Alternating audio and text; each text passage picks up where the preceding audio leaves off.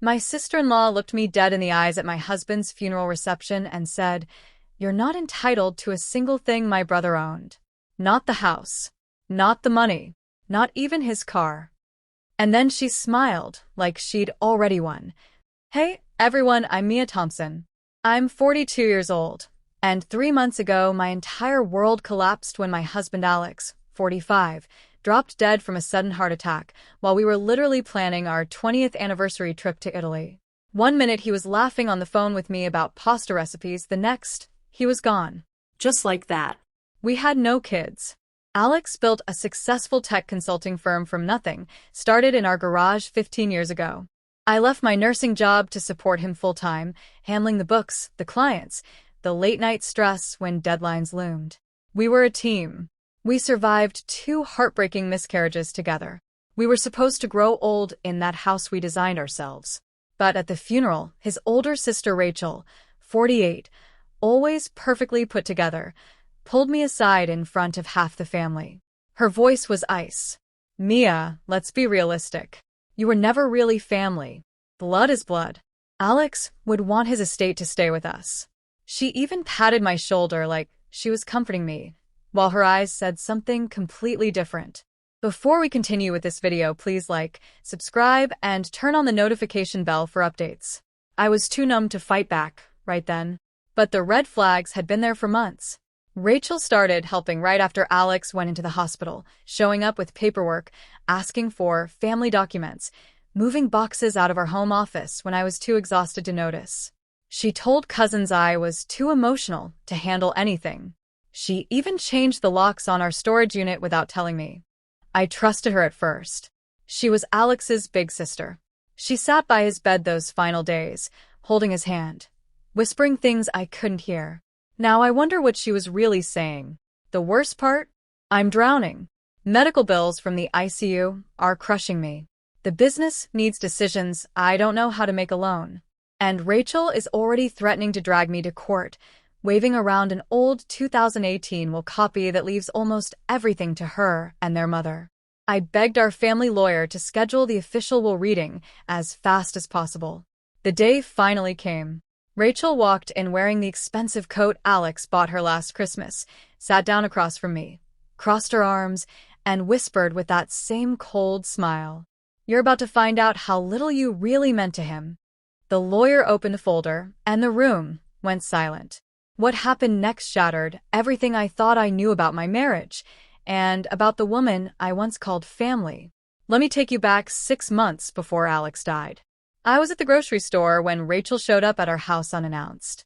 She had a thick folder of important papers for Alex to sign. When I got home, she was already leaving, smiling sweetly. "Just helping my little brother with some family stuff," she said. Alex looked tired, but didn't say much. I brushed it off. Big mistake. Rachel Thompson had always been the golden child in their family. 8 years older than Alex, she acted like she owned the family legacy. She never liked me. From the day Alex introduced us in college, Rachel called me the girl from the wrong side of town. She hated that I wasn't from their wealthy circle. Hated that Alex chose me anyway. We built everything together. The business, the house, the life. 2 miscarriages nearly broke us, but they brought us closer. Rachel? She only visited when she needed money. Last year, she borrowed $45,000 from Alex for her failing real estate venture. "It's just a short-term loan," she promised. She never paid a cent back. After Alex's heart attack, Rachel changed. She was suddenly everywhere, at the hospital every day, bringing him soup, talking to doctors behind my back. She started telling relatives that I was exhausted and not capable of running the company. She even showed up with a copy of that old 2018 will and waved it around at a family dinner. See? Alex always wanted things to stay with blood. I confronted her one evening in our kitchen. "Why are you doing this, Rachel?" "Alex is still fighting for his life." She looked me straight in the eyes, voice calm and cruel. "Because blood is thicker than a marriage certificate, Mia. You got 20 good years. That's more than enough." Her words hit like a slap. But the real red flags kept piling up. She kept borrowing Alex's valuable watches and laptops for safekeeping. She changed the locks on our storage unit. She even tried to get me to sign papers I didn't understand while I was crying at his bedside. At night, I'd watch old videos of Alex defending me to her. Mia is my wife. She's my family. End of story. His voice on the screen made me cry harder. The official will reading was set for 2 weeks after the funeral. Rachel walked in like she owned the place, wearing that designer coat Alex had bought her. She sat down, crossed her arms, and announced loudly to the lawyer and the 2 witnesses, "Let's get this over with, so I can start settling his real estate." I felt my stomach drop. Then the lawyer cleared his throat and said 4 words that made Rachel's smug face go completely white. "There's a newer will." Rachel's face went ghost white. Her perfectly manicured hands gripped the edge of the conference table so hard her knuckles turned white. For the first time since Alex died, she looked scared. The lawyer slid the new document across the table like it was a bomb. "This will was executed 7 months ago," he said calmly, "right after Mr. Thompson discovered something very disturbing." I leaned forward, heart hammering. "What are you talking about?" Rachel cut in fast, voice shrill. "This is fake. He was on heavy medication. He didn't know what he was doing." But the lawyer didn't blink. He opened a folder and laid out the proof. 7 months ago, while Alex was in the ICU, Rachel had forged his signature on a $120,000 wire transfer straight out of the company account. She tried to make it look like a legitimate business expense. Alex found out from the bank alerts on his phone. He never told me. He didn't want to add more stress while I was already sleeping in a hospital chair every night. That was the turning point. Alex had secretly met with this same lawyer 3 times without me knowing. He installed hidden cameras in his home office after Rachel's helpful visits started feeling too convenient. The lawyer pressed play on a short video Alex had recorded on his phone the week before he died. Alex's face filled the screen, pale, tubes in his nose, but his eyes were sharp and angry. "If you're watching this, Rachel, you already know why I had to do this." Rachel lunged halfway out of her chair. "Turn that off." The lawyer kept it rolling. Alex continued, "I caught you forging my signature. You tried to convince the doctors I was incompetent so you could take control. You told them Mia was unstable. You lied to my face while I was fighting for my life." My stomach twisted. I had no idea any of this was happening. The stakes exploded in that moment. Rachel had already used a power of attorney she tricked Alex into signing when he was drugged up to list our family vacation home for sale. She'd listed it online that same week. If this new will didn't hold, I'd lose the house we built, the business worth almost $3 million, and every memory we ever made. Rachel slammed her hand on the table. "This will never stand in court. I'll drag this out for years. The stress will break you, Mia. You'll beg me to settle." The lawyer ignored her and looked straight at me. "There's more on the video." Alex's voice came back, weaker now but crystal clear. "Mia, I'm so sorry I couldn't tell you. This is my last gift." The screen froze on his determined eyes. The lawyer said softly, "Ready?" The lawyer didn't even flinch. "Ready?" he asked again, finger hovering over the play button. Rachel lunged halfway across the table, her voice cracking like glass. I said, "Turn that off. This is harassment." But the video started anyway. Alex's face came back on screen, pale, exhausted, but burning with quiet fury. "Mia, if you're hearing this, I'm so sorry I kept it from you. I didn't want you carrying this weight while I was fighting to stay alive." He took a shaky breath and looked straight into the camera, straight into me. "Rachel, you tried to have the doctors declare me incompetent. You told them Mia was unstable, that she couldn't handle the business. You forged my signature on that $120,000 transfer while I was unconscious. I have the bank records.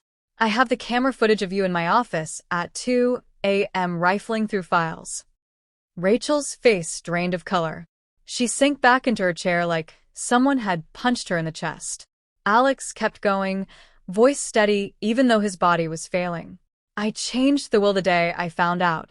Everything, the house we built together, the business valued at $2.8 million, the investments, the vacation home, 100% goes to my wife, Mia. 0 to you, Rachel." And if you contest this, you automatically forfeit your share of the family trust. Every penny. The lawyer paused the video and slid the new will across the table. He read the financial summary out loud, line by line. Our house.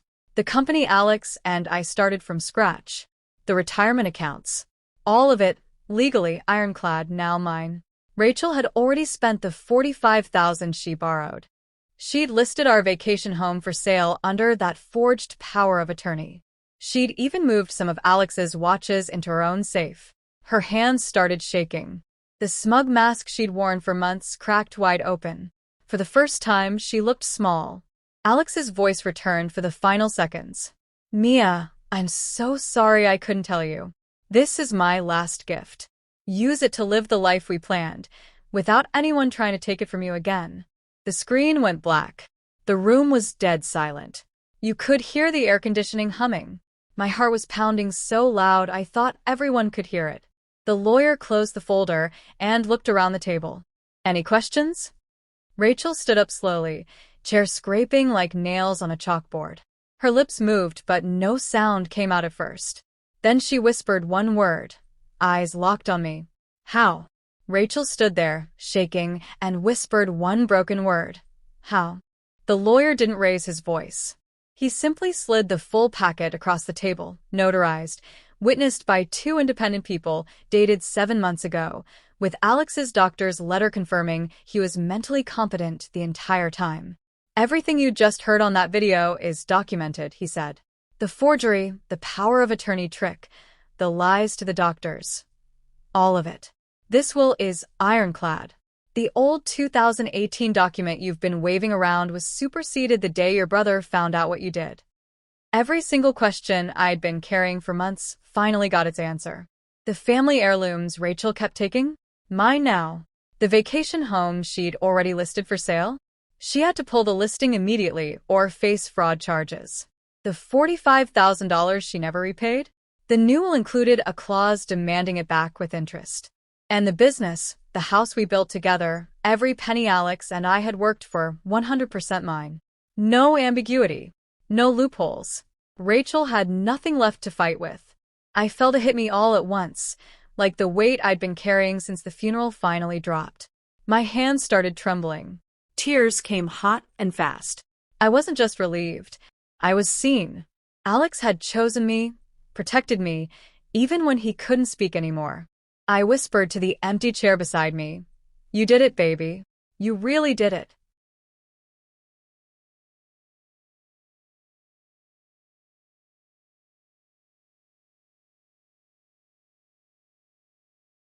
Six months later, the consequences were real, and they were brutal.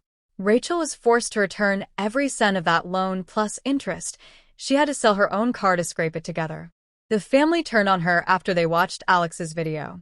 Her own mother stopped taking her calls. She lost her real estate license when the forgery complaint reached the state board.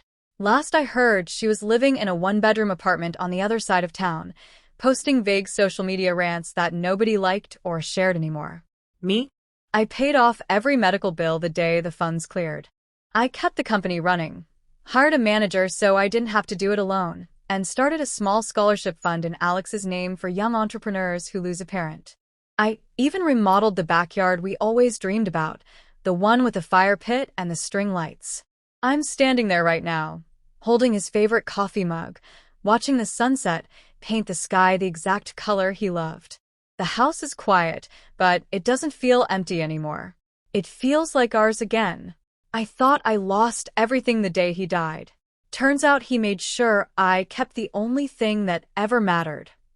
Our life together. And no one can take that from me again. Thank you for staying until the end. If this story hit you, drop a comment and tell me, what would you do if someone tried to steal your future after your person was gone? Hit subscribe. More stories like this every week.